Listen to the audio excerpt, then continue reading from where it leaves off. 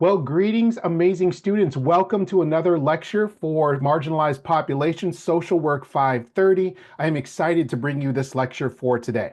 So for this week, our lecture is going to focus on actually two marginalized populations. That's right, you're getting a twofer in terms of this lecture. We're going to be discussing battling two isms. Remember, we talked about the isms that social workers strive to battle, to address, to eliminate in society that impact marginalized groups. And so we're going to address two isms that we're going to focus on as social workers related to these marginalized populations. And so I'm going to go ahead and bring up our slides here for today. I've got some content in the form of slides, in the form of some great media for us to think about. And so I'm excited to bring you this lecture. Let me go ahead and adjust my screen so you can see me. Excellent. Okay. So the two populations we're going to be discussing are populations that are impacted or discriminated against based off of age. When we work to break the cycle of discrimination of prejudice based off of age, we call that ageism, okay? And so we're going to address ageism today, and we're also going to address eliminating discrimination based off of ability, okay? And so we call that ableism, when people discriminate, engage in prejudice acts or actions based off of ability, that could be cognitive or physical, then what we're doing is saying that that is ableism, all right? Now, what's interesting is ageism is going to be a little unique than conversations we've had about ageism in the past, in the previous years. And that's because the demographic of our population here in the United States has shifted significantly over the past, I would say 5 to 10 years. Even you can go back as far as 20 years. And as a result of that, conventionally, when you think of ageism, many individuals would say, well, ageism is probably what it looks like in society is individuals who are younger who discriminate against individuals who are older.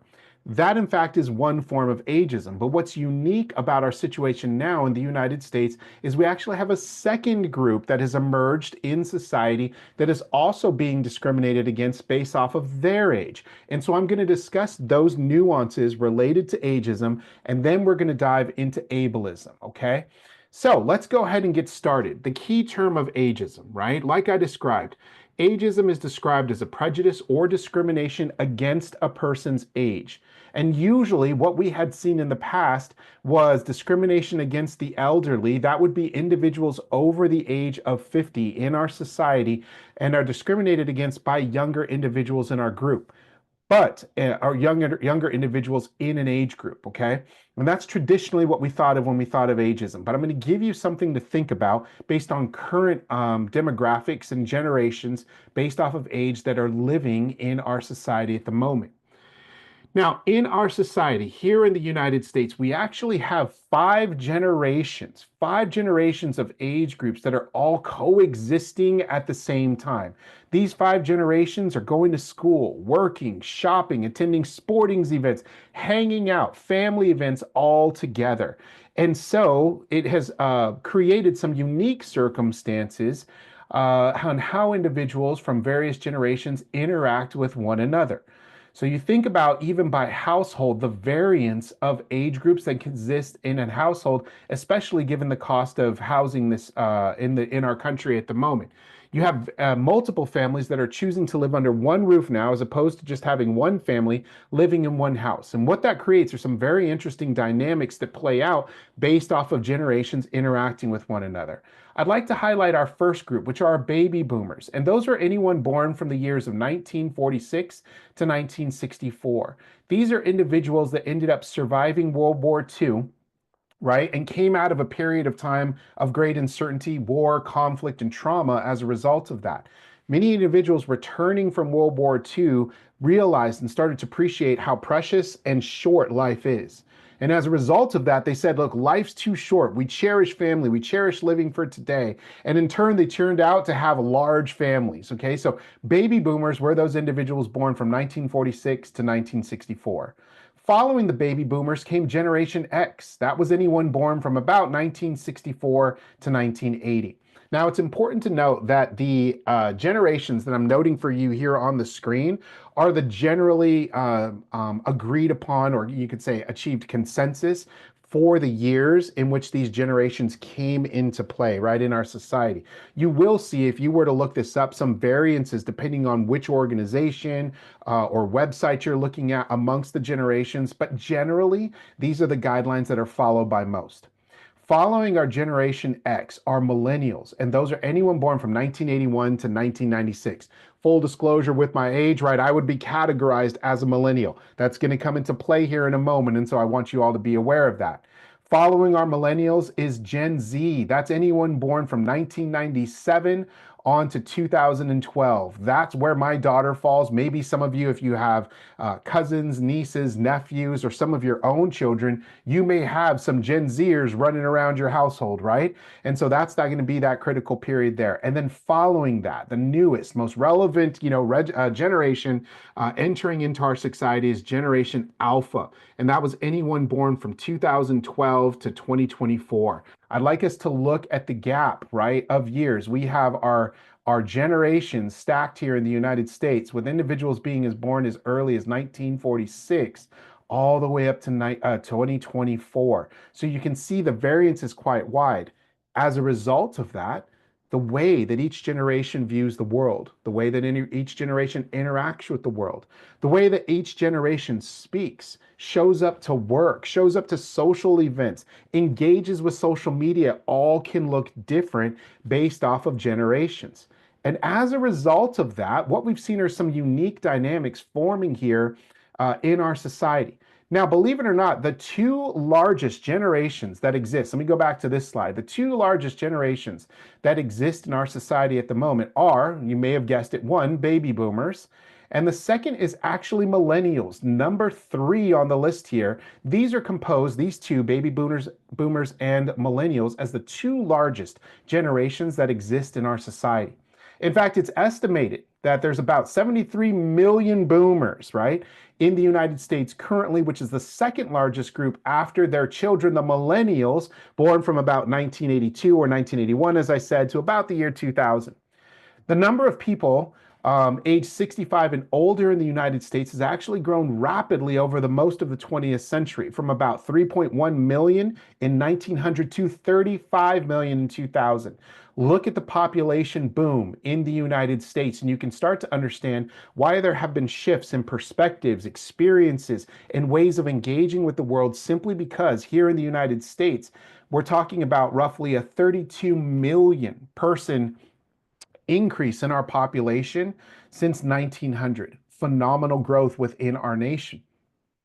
Now, aging boomers, though, are not the only reason the nation's population is getting older overall. So you look at the number of baby boomers and you see them aging, and someone says, well, that's the reason why we have a large aging population here in the US. Yes, that is part of it. But there are some other dynamics at play that we want to understand when we're discussing this group. The other fact is individuals are living longer. They're living longer. So you're going to have some content that I'm going to share with you in Blackboard around this notion of aging, quality of life, technology related to the medical profession, and how that is allowing individuals to live longer lifespans. However, what we also notice is that the economy has yet to catch up with those extended lifespans. As you know, everything's getting more expensive. Medical care is certainly gotten more expensive. So as a result of that, living longer, while we all want to do that, doesn't necessarily equate to a better quality of life, right? If you age later and you start to develop diverse abilities, conditions that require medical care, you may find yourself in a financial crisis as a result of that. So it's something for us to think about. Now, in addition to people living longer, another dynamic that is impacting our overall aging population here in the United States is a record low in birth rates among young women, which is also impacting our group. So I'll give you an example of that. Generally, from all subsequent generations after baby boomers, the majority of individuals are having less children. Family size is shrinking, right? You think about this, an example of your own families. I'll give you an example of mine, right? My mom came from a family of 4. My dad came from a family of 9 siblings, right? My wife came from a family of 4. But if you look back, right, both of our grandparents had very large families, some in upwards of 12, some in upwards of 11 children. Imagine that, 11 children in one household. Where nowadays, most individuals, and let's take the millennials, for example, my age group, our age generation has chosen to have less children. So I told you that my family, my parents came from, one side came from 9 siblings.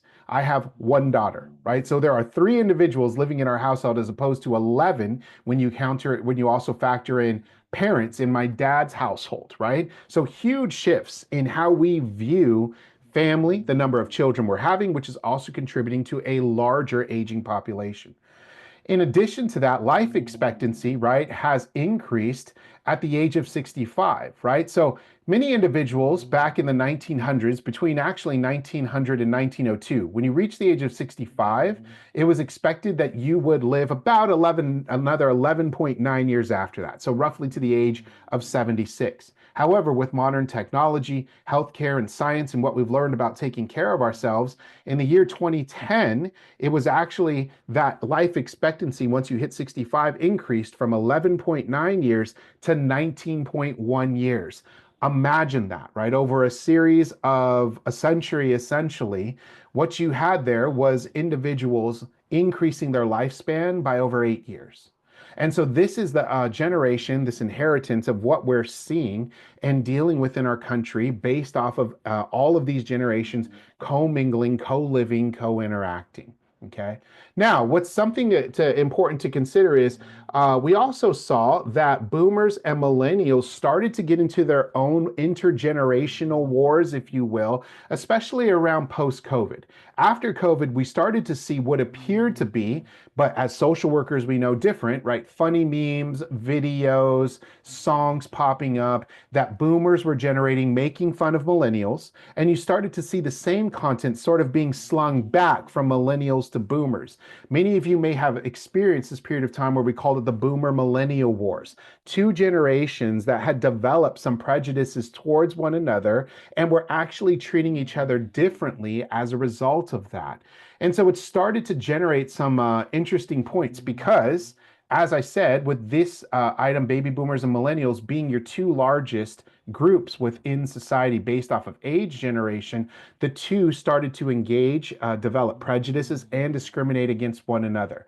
What does that mean for you? It means for the first time in history, in terms of the US, what we're experiencing is individuals being treated differently based on their age if they are 50 or older, and individuals being treated differently if they are in the millennial group, okay? If they fell into this category of birth dates from 1981 to 1996. So 2 forms of discrimination within one social umbrella of age group, of age populations. But what we're seeing is 2 marginalized populations developing under this umbrella. Really interesting to kind of think about. And so here's what we see kind of being flung back in society. Most individuals, when they think of ageism, they're thinking that's discrimination from young towards old. And so what we see are the birthday cards in the stores, right? We think about these survival kits for individuals who are over 50. They're saying, hey, look, things aren't working the way they were, and so you need to take care of yourself. And so here are pills and balms and teeth and all of these other things. And it presents as innocent. It presents as a little funny, but we also have to recognize as social workers, there's a deeper implication to these forms of microaggressions. Now, some of you may actually be thinking, Dr. Mexico, are these kind of fun little memes or, examples of aging, are those really microaggressions? I'd like to present you some data, okay, in the coming slides that would say yes. There's actually more harmful consequences to consider when we begin to discriminate or develop prejudiced views of an individual based off of their age, whether that's old or young. So when the millennial boomer wars were going on, what we started to see was millennials were kind of generating this content, right? Floating this out there into public. But boomers were actually developing their own forms of discrimination, of microaggressions towards millennials. So it was going back and forth. Here are some examples of that, right? In terms of complaining, boomers saying, look, I really think this is something HR should look into. And they're saying that millennials in the workplace are saying, I'm going to post this on YouTube. That will get their attention, in parentheses, later fired, right? And so this is a Microaggression, right? Remember I told you microaggression sometimes can seem innocent, they can seem kind of funny or lighthearted, but there's something to be said about this statement, right? Boomers basically saying millennials don't know how to act or conduct themselves professionally in the workplace. They feel the need to post everything on social media, and as a result, they have difficulty retaining work. Let's look at another example of this in terms of attention span, the difference between boomers and millennials. You have a boomer that says, look, I'm really busy, I only have 5 minutes. And you have the millennial being portrayed as even busier, even more distracted, a shorter lifespan of saying, look, I only have 5 seconds, right? And if you notice, this is the difference between millennials and baby boomers at work. These two memes, though lighthearted and intention, can have serious implications for how we treat one another, okay? So before we go into another example that I want to show you, it's sort of a real life example, what I'd like to do is unpack this notion of ageism as a social justice issue. So as you know, one of the major factors that I discussed, the foundation of our course of Social Work 530, is social justice, right? And this umbrella of social justice. So why is ageism, even though it presents in such a lighthearted approach here, why is that problematic? Well, ageism, to be honest with you, doesn't receive the same sort of attention as other forms of discrimination around the world today, right? Ageism isn't talked about to the same degree when we talk about issues related to gender, right? And discriminating by gender, or discriminating by race, or discriminating by religion. So ageism seems to be something that a lot of individuals look at and they say, that's probably relatively harmless. I don't really see the big deal about it. Now, the term ageism was actually coined in 1968 by an individual named Robert Butler, and he called it the ultimate prejudice, the last discrimination, the cruelest rejection. And what he started to discover when he studied this notion of cultures and how we generally respond to individuals who are older in society is that all societies tended to have some classification. The technical term that we call this word for classification is stratification. And individuals in societies would stratify individuals by age, by gender, by all of these other things. But what he started to notice was ageism was very unique. See, one of the things that he discovered is that we tended to nullify people's experiences. We started to reject their potential for contributing constructively to society, but we could simply throw their opinion out based off of age. Usually we would say something like, you're too old, right, to be able to contribute to the working class society or to the economic society. You're too old to be able to keep up with the pace, right, of the workplace in our environment. Or some individuals will say, you're actually too young to have any sort of mature political opinion. You're too young to speak on issues related to the economy or institutional racism or immigration, right? You have nothing to contribute to this discussion because you're either too old or too young. And the problem with that is that ageism has some actually deeper implications that we want to think about. So think about it this way. My daughter is currently 15 years old, right? And I'm very attuned to teaching her values, lessons of respecting her elders. And I do that in particular, one, because it's values that my wife and I have and how we choose to raise our family. It's important to respect and value our elders, right? But there's another selfish reason that Robert Butler picked up on why it's important to be able to discuss and break down microaggressions based on discrimination from young to old. See, what Robert Butler caught on to was the fact that when we discriminate against aging populations, individuals who are older than us, what we are actually doing is discriminating against our future selves. If we go on, God willing, to live a long life, if I make it into my 50s, into my 60s, and God willing, into my 70s, what I taught my daughter about how to treat aging populations will come back, right? In terms of potentially to help or harm me, in terms of how she treats me later in life. Likewise, when my daughter has children one day, and how she teaches them to value, to respect aging populations, how to support aging populations, she will in turn be treated the same way. And so when we think about ageism in a social justice framework, we start to understand that when we engage in ageism from old to young, what we are doing is actually discriminating against our future selves. That's pretty deep, right? And when we think about ageism from a social justice perspective, if we are to discriminate against others from old to young, right, then what we're saying is we're not giving a chance for individuals to be more creative, more innovative, and to solve the complexity of the social justice issues we're facing because we've nullified them, their opinions based off of their age. So just a couple of important factors to kind of think about. I want to show you a video. Let me pause here for a second. And I want to show you a video. Well, actually, let me go through this first, right? And share you some examples of microaggressions. And then I'm going to show you that video. Many of you are familiar with these forms of microaggressions that we see out in the community based on attitudes and behaviors towards older individuals. So we're going to say for this lesson, 50 years old or older. You've seen the microaggressions before, right? The assumptions that take place saying an individual is older, they have gray hair, they must never be tech savvy. They don't know how to use their phone, the computer, or anything like that. We say that individuals who are older must be out of touch, right, with modern times. How many times have you seen this where you have an individual that goes up, a younger individual who goes up to an older individual and feels the need, without actually beginning the conversation with a normal tone, to speak loudly, almost borderline yelling at the individual, right? Good morning. How are you doing? You look so great, right? Well, there's actually a term for that form of microaggression and discrimination, and we call that elder speak.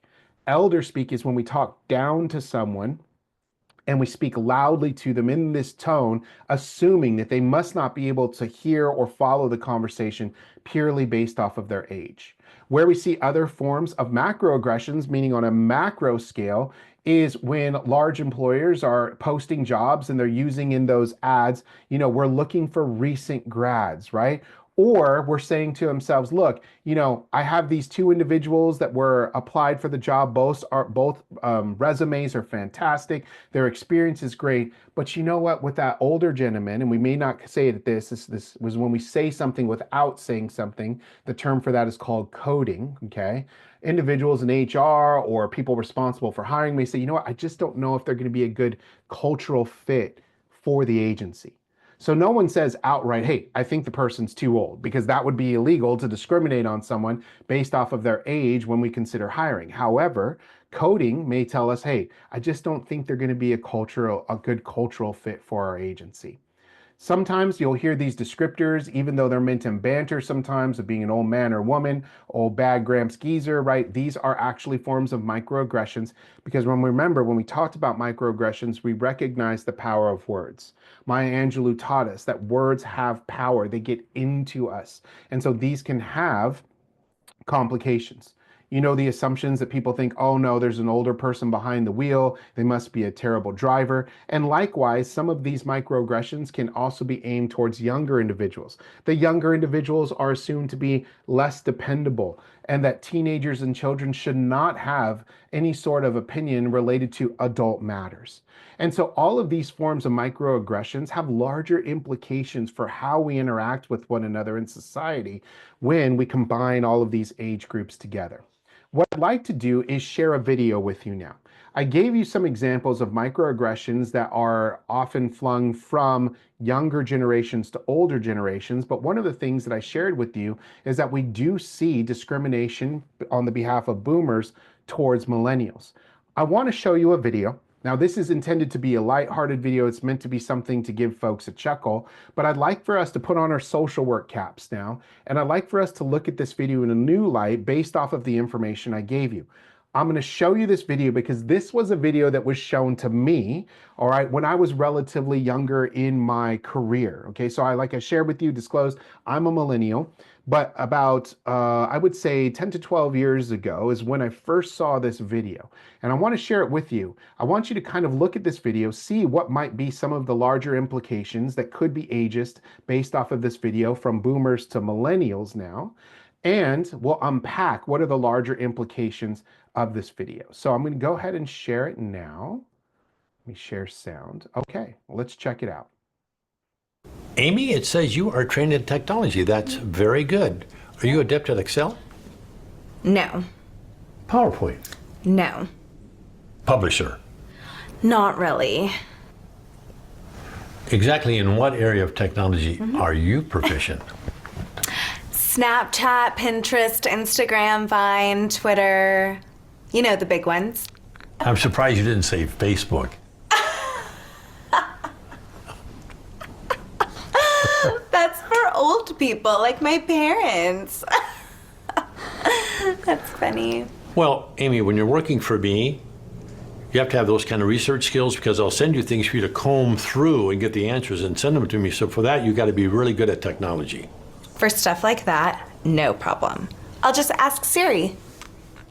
You'll just ask Siri? You know, Siri tell me this, Siri find me that. We're all good at getting you the answers. Tell Siri I want you ready to go at 8 sharp each and every morning. I don't understand What don't you understand? what you just said. You don't understand be ready to go? No. You said 8, right? Yes. 8 like in the morning 8? Yes, in the morning. Yeah. That kind of doesn't work for me.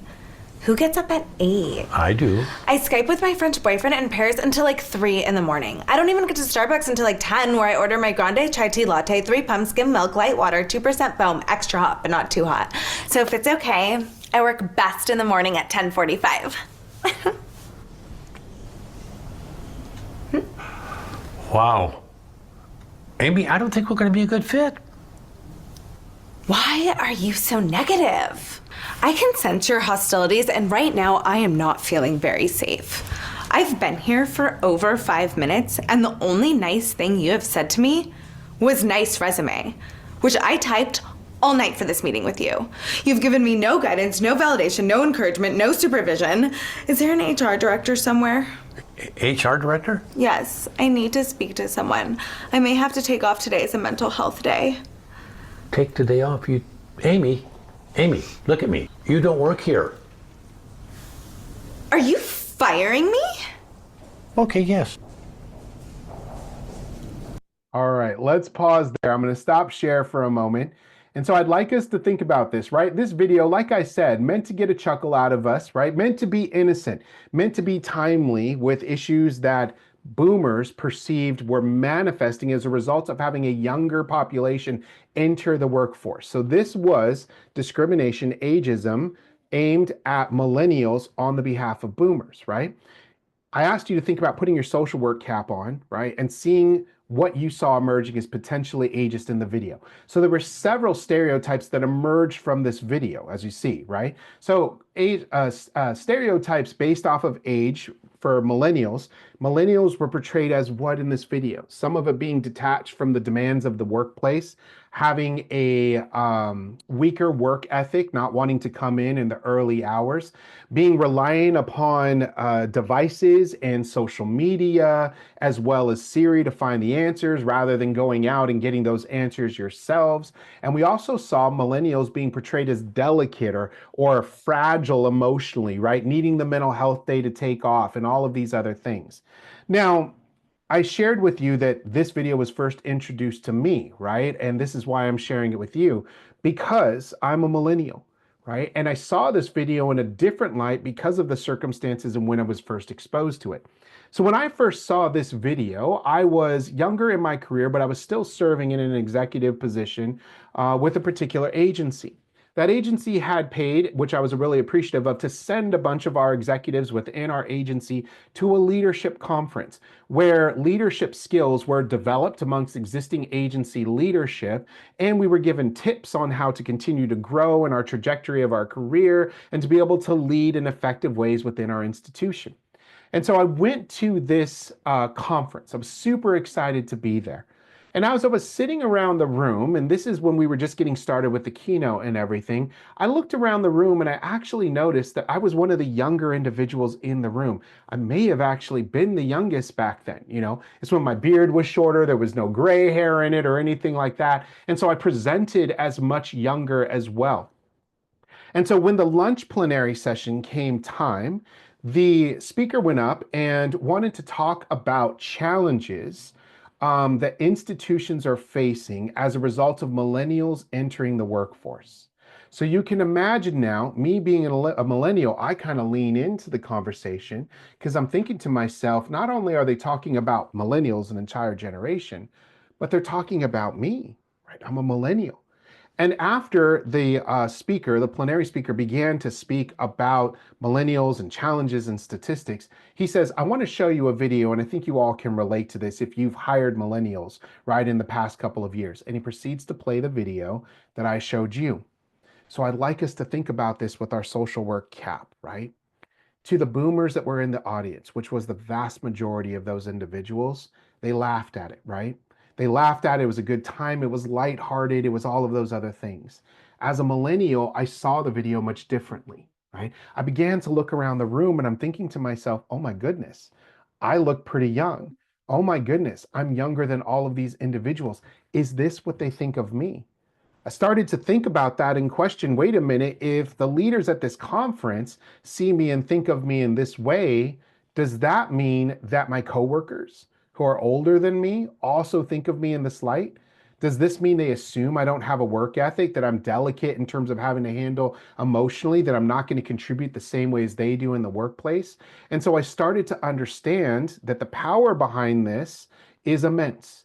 If our mindset, right, as a boomer, is that millennials have nothing positive to contribute to the workplace, then the danger of that is that begins to influence hiring practices.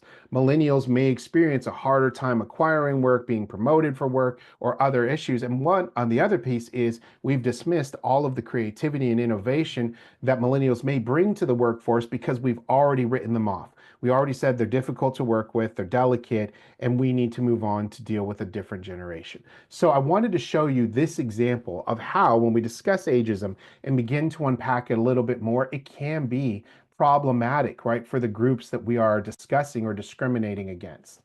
So let's think about some considerations with ageism, right? Ageism is sometimes considered an acceptable prejudice in our society. We often write it off. Ageism is just a joke. It's just a joke about a number. It doesn't have any real serious implications. But as I'm proposing to you today, there are actually some very deep implications that we want to be aware of.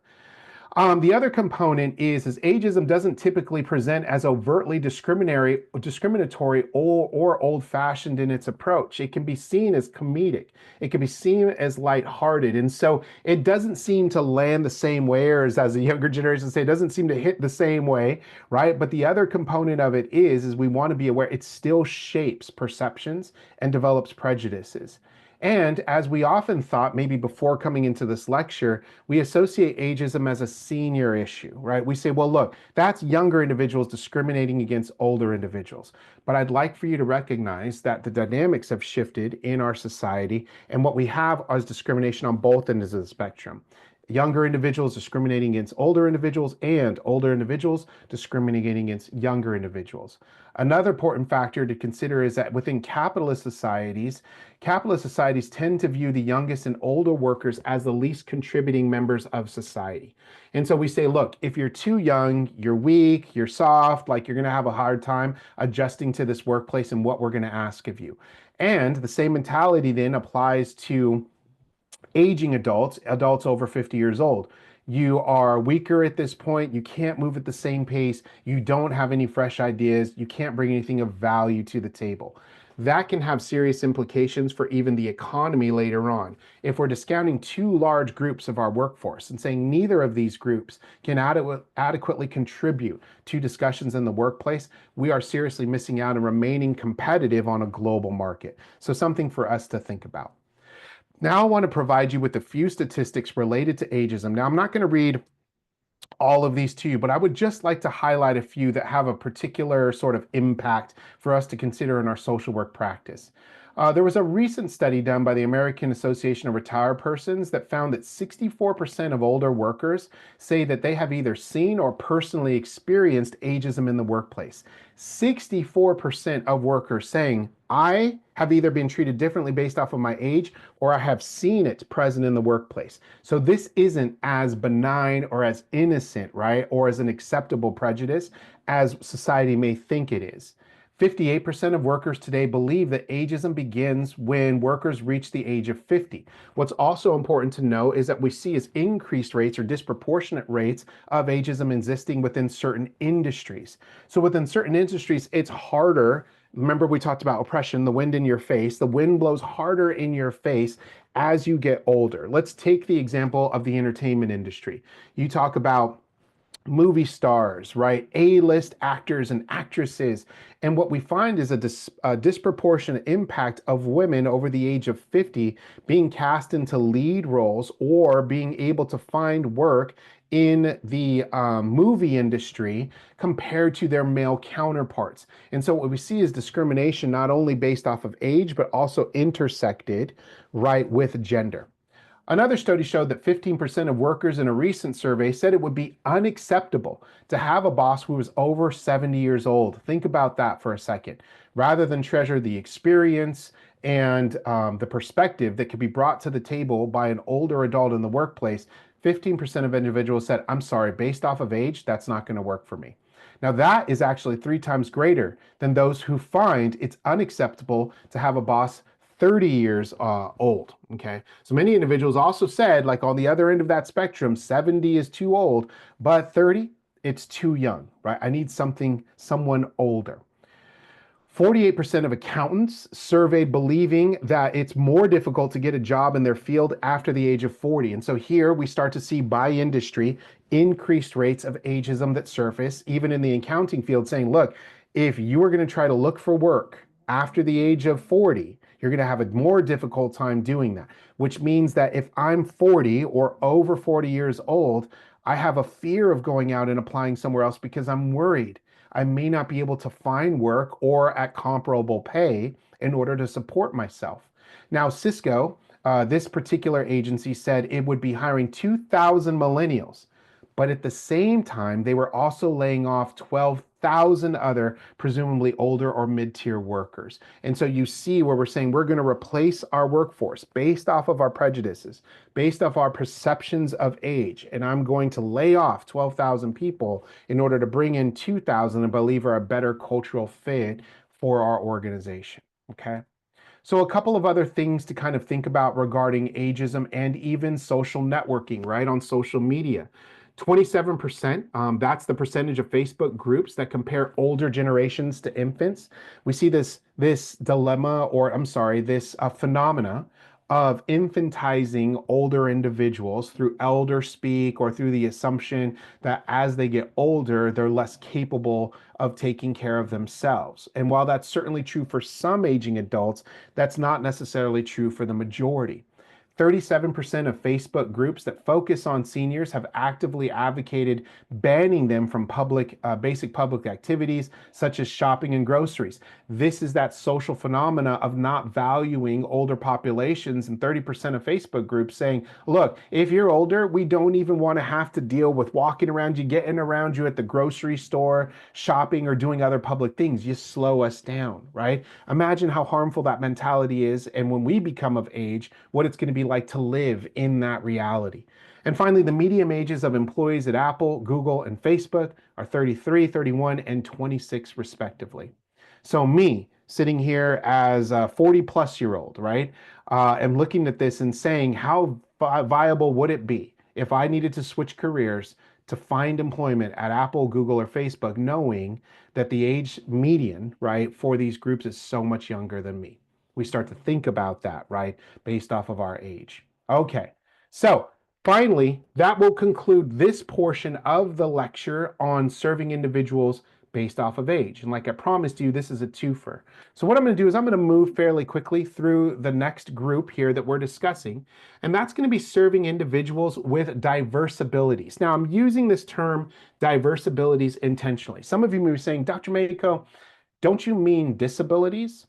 And I would say to you, we'd still hear the term disabilities used, even in larger institutions and government sections. But there are some other complications, other words, jargon that we can consider that are emerging in social justice terminology, and one is diverse abilities.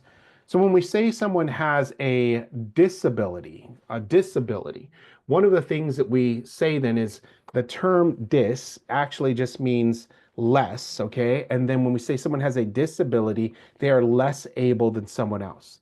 Now, individuals with the term previously identified or were identified as someone with a disability have adopted the terminology of diverse ability. They're saying, I don't see my disability as being less than my counterpart next to me that is considered able-bodied.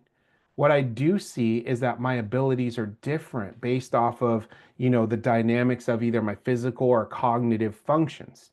And as a result of that, I don't see myself as less than. I see myself as different, as diversely abled. Okay, and so you'll hear this term diverse abilities. And so I want to propose that to you.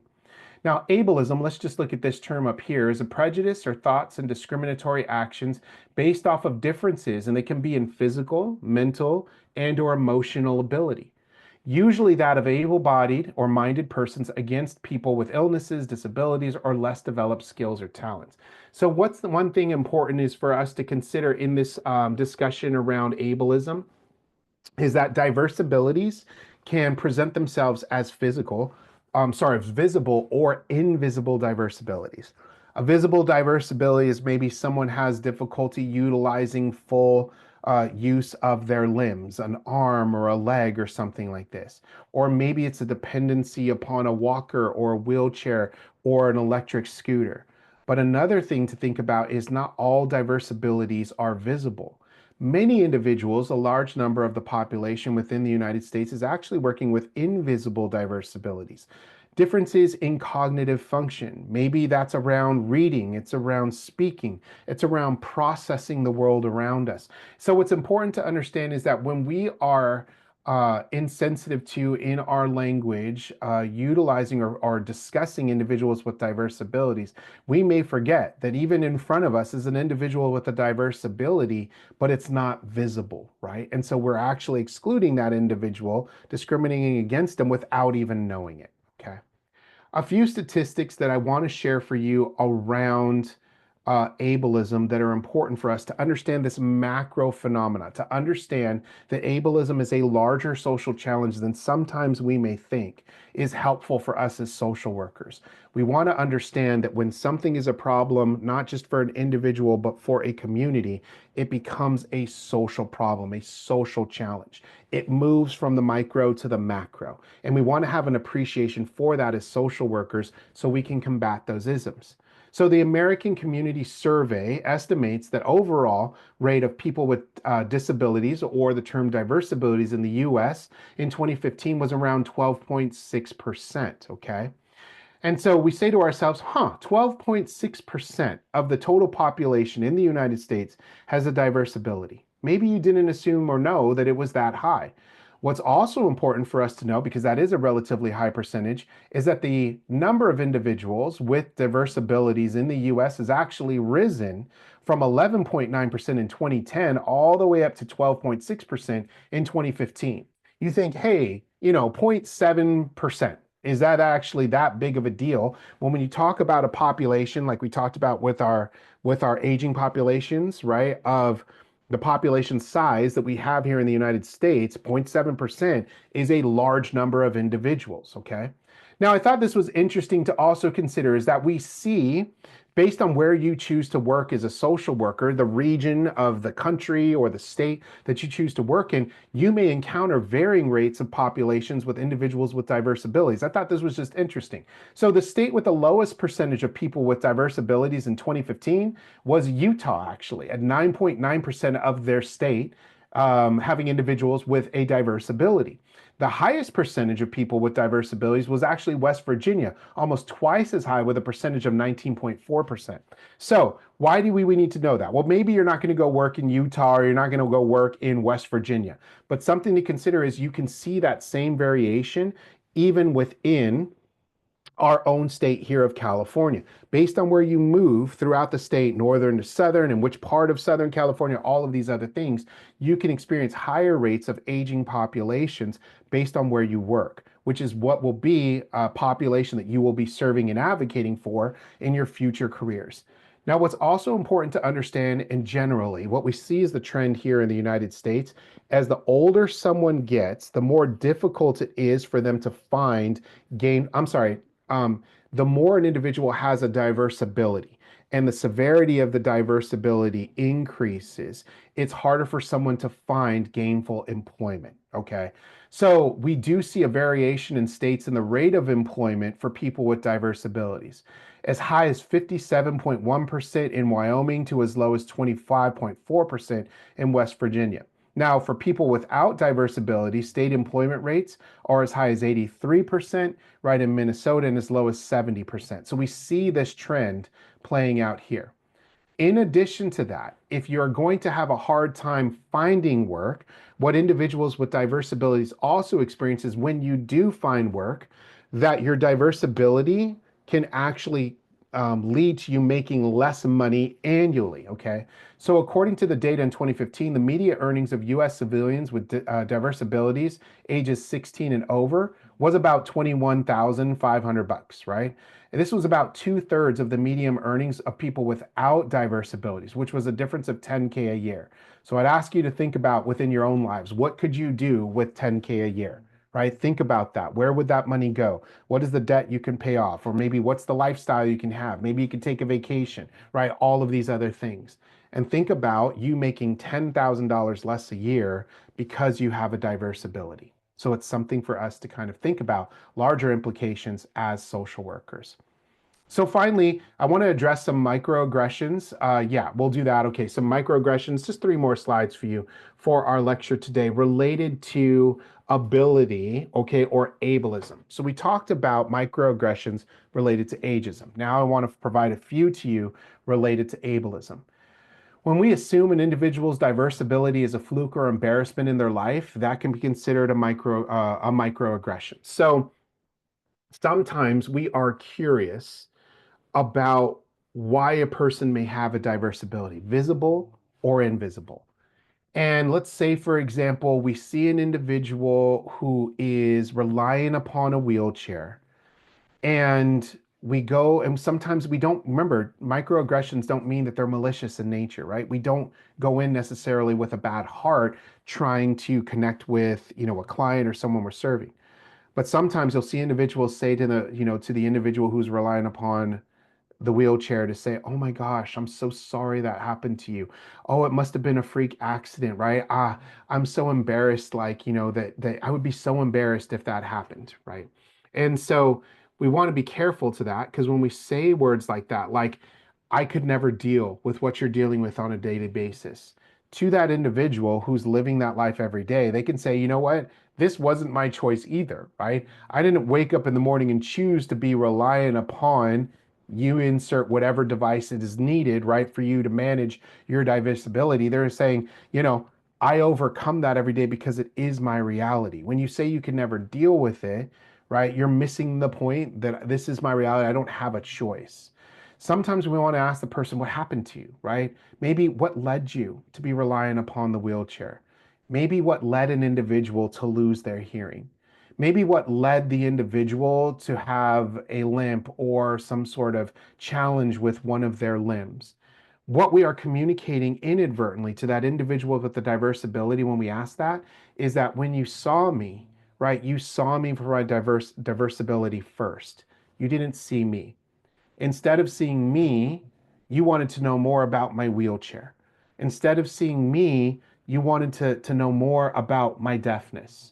Instead of seeing me, you wanted to know more about my cognitive diverse ability. And so what we're saying is that we just see right past the whole individual, and all we can focus on is that diverse ability. Sometimes we can assume that an individual, if we're able-bodied, that diversely abled individual is making it seem worse or playing up the challenges related to that diverse ability. And so at times that can lead us to be impatient and expect others that have diverse abilities to catch up to where we are.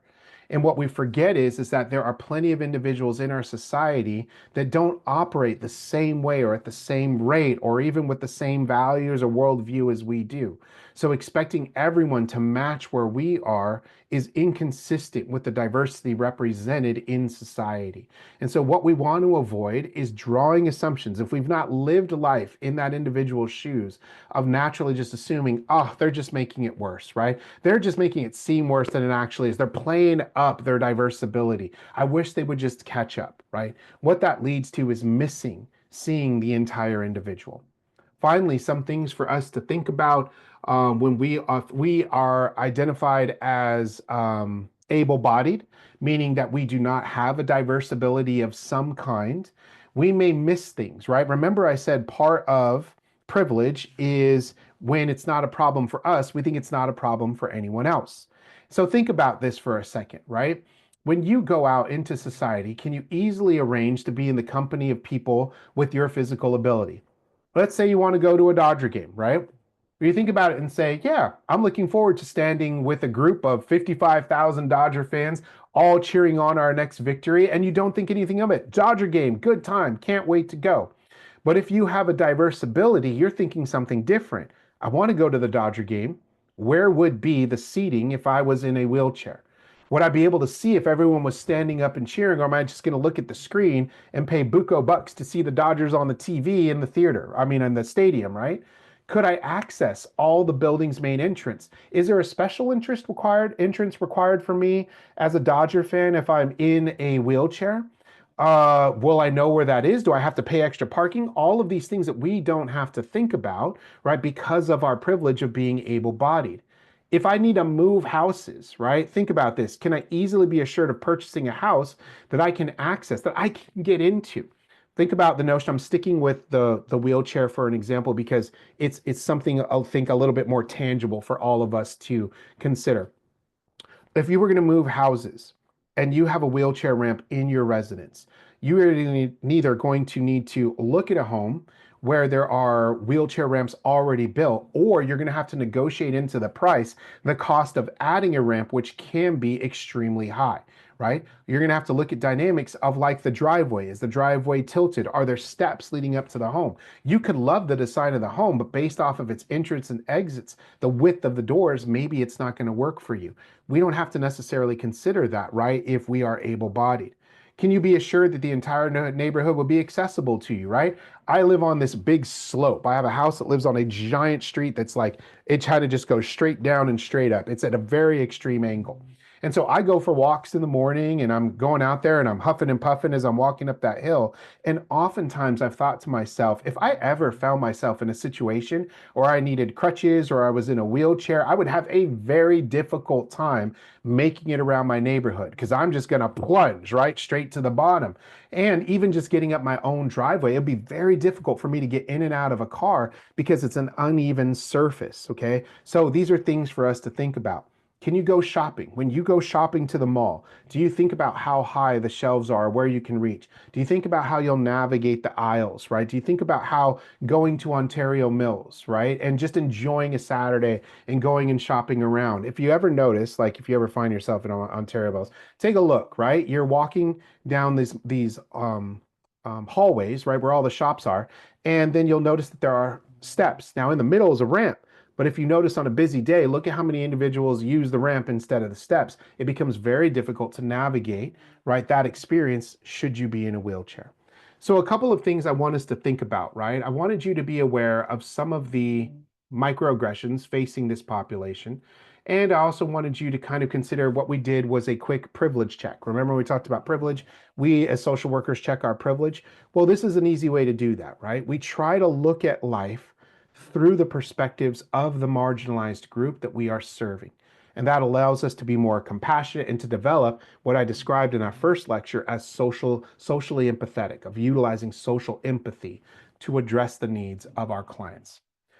Finally, I want to give you a faith-integrated example of how we can go about engaging in conversations around diverse abilities, right? With clients, with communities, maybe with our coworkers. You're seeing faith integrated, and if you notice here, some of you, based off of your age, right, your group, millennials certainly did grow up in Gen X with this individual here. His name is Fred Rogers. He had a show, a TV show called Mr. Rogers' Neighborhood, right? And many of you may be familiar with his show, right? He would often sing. The show would start, "It's a beautiful day in the neighborhood, a beautiful day." I won't subject you to my singing for all the lectures. But one thing to think about is some of you may have said, "Oh yeah, I'm familiar with that show. I used to watch it."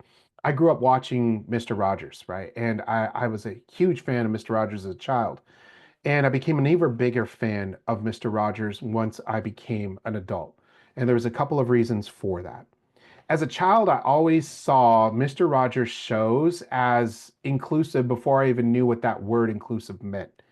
When I saw shows with Mr. Rogers, he was talking about difficult topics. He was talking about topics like divorce. His first show actually talked about the Vietnam War. He talked about issues that children wanted to be able to talk about but couldn't have the words to do that. So whenever I watched his show, I remember being able to find words, if that makes sense, to explain feelings or phenomena that I was experiencing. But one of the things that I learned about Fred Rogers as I got older was Fred Rogers was a believer. He was a man of faith. He was actually a Presbyterian minister. And you can see elements of where he intentionally but carefully integrated faith into his work. He addressed some really tough topics over a show, and one of those was about serving individuals with diverse abilities. In this picture is a famous scene from Fred Rogers' show in which he interacted with this kiddo here who had diverse abilities. As you can see, he was reliant upon his chair to get around. Jeff is his name. And Jeff and Fred Rogers met in this scene, and I want to show you that scene because I think that if you can do two things for this scene, one, watch it with your hat of a social worker.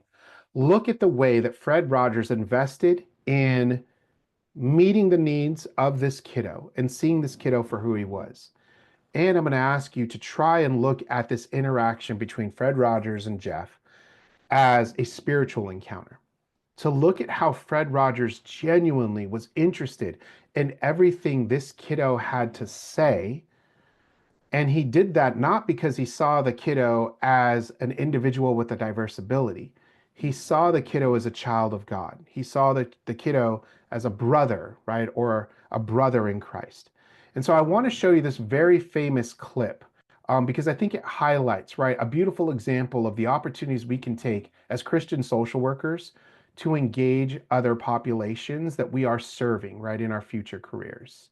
So let me bring up the video. Let me get rid of that other one. Okay, fantastic. And let's go ahead and check out this amazing summary here. We wrote because Jeff was going to have spinal fusion and be in what they call a halo, cast, a halo metal cast. rim, and then cast on his shoulders and bolted all the way down his together. trunk. And, yeah, We he may weren't not sure. have survived the surgery. And so we said, what would you like to do? This is going to be a really big task for you, and so we want to kick it off with something that would be really special. Mr. Rogers? Hey, Jeff. I'm glad to see you. Hi. Thank you very much for coming by. Can you tell my friends what it is that made you need this wheelchair? Sure. Well, when I was about 7 months old, I had a tumor, and it broke the nerves to tell my hands and legs what to do. I see. And I got a wheelchair when I was 4 years old. That was your first one when you were 4. Uh-huh. He told Jeff before they started that they would have a chat and then sing a song together. I think he said we might sing a song. I Yeah, remember because yeah. I was sort of surprised. What, he's going to start singing a song? Well, this is totally not even what song. It's you I like. It's not the things you wear. It's not the way you do your hair. But it's you I like. The way you are right now. the way down deep inside you. Not the things that hide you. not your fancy chair that's just beside you.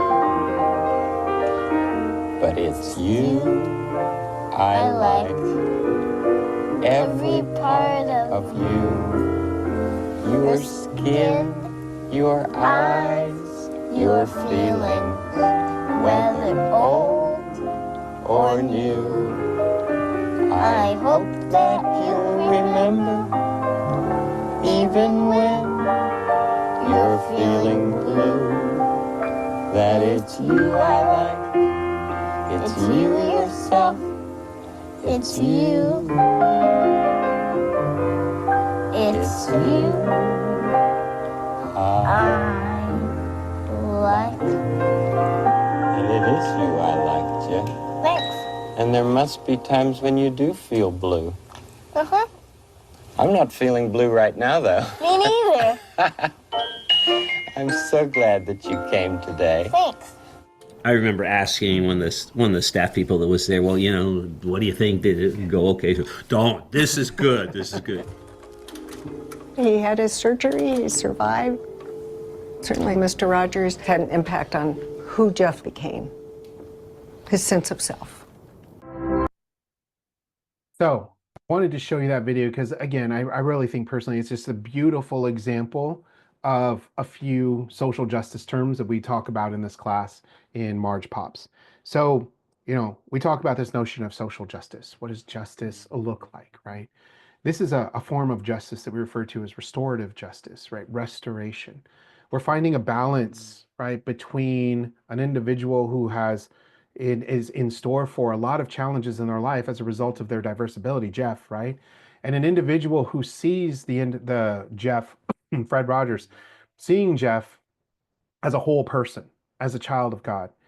You know, so we think about this notion of inclusion, and I understand in today's society we talk about inclusivity, inclusion, and it can have almost a negative connotation now. We've gotten to this point in society where we say inclusion, that must mean you're forcing something on me, right?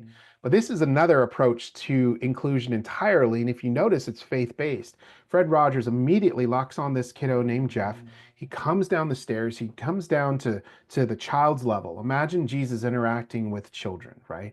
I can imagine Jesus wasn't standing over those children. He was sitting with them, right? He was at their level and he normalizes the conversation, right? Fred Rogers normalizes this by saying, can you tell us the story, right? Tell us the story about your life and how you found yourself in this situation. And he talks about his feelings, right, in this process. And they sing that beautiful song, It's You I Like, which is one of my favorite songs from Fred Rogers. Anyway, here is the point, right? As Christian social workers, one of the things that we can do, the biggest step we can begin to take in adopting this socially empathetic approach is simply seeing clients, seeing communities as God sees them, right?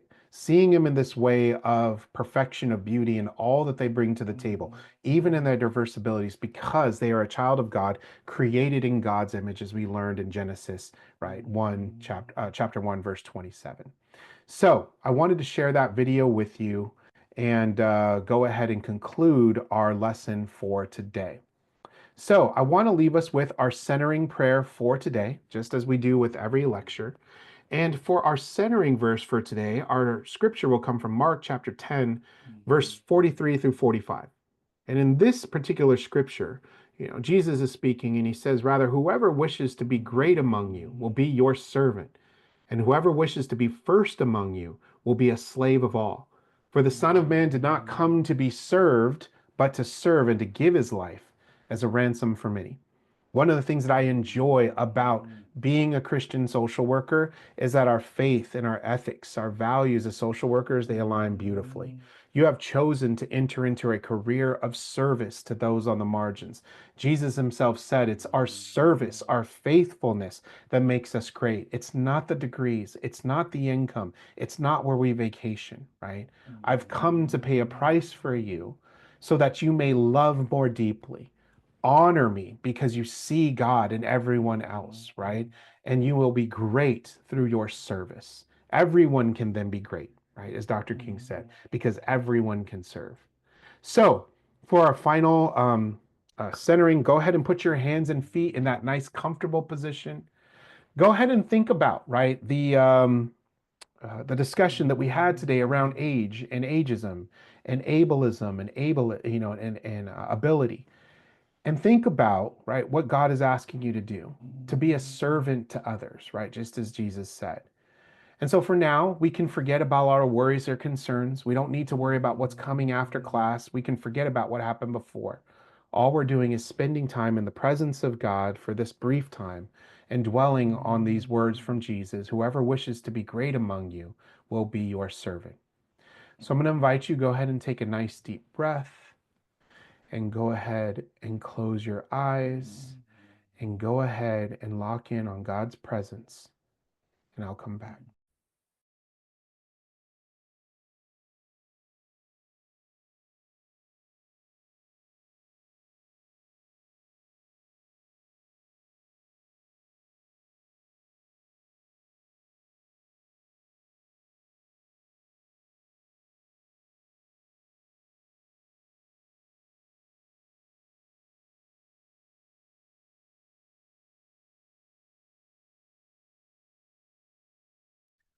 All right, go ahead and open your eyes and come on back. Folks, I want to thank you for another amazing lecture. Thank you for tuning in. As always, if you have questions or need to connect with me, feel free to shoot me an email. I will be happy to connect with you. Thank you all so much, and God bless.